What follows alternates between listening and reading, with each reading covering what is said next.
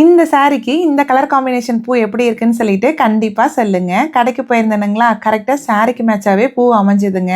சரின்னு சொல்லிட்டு ஒரு பொக்கே வாங்கிட்டு வந்துட்டேன். இந்த பூவோட பேர் என்னன்னு கூட தெரியாதுங்க. சரி வீடியோ போடும்போது கண்டிப்பாக பூவோட பேர் சொல்லணும்னு சொல்லிட்டு கூகுளில் சர்ச் பண்ணி பார்த்தேன். இந்த பர்பிள் பூ பேர் பார்த்தீங்கன்னா வேவி லீஃப் சீ லாவெண்டருங்க. எல்லோ பூவோட பேர் பார்த்தீங்கன்னா கோல்டன் ராடுன்னு போட்டிருந்தது. பேர் ரொம்ப வித்தியாசமாக தாங்க இருந்தது. சரி என்னவோ சாரிக்கு மேட்சாக இருக்குன்னு சொல்லிட்டு வாங்கிட்டு வந்தாச்சுங்க. நம்ம யூஸ்வலாக கால் கட்டுவோம் இல்லைங்களா, அதே மாதிரி தான் கட்டினேன்.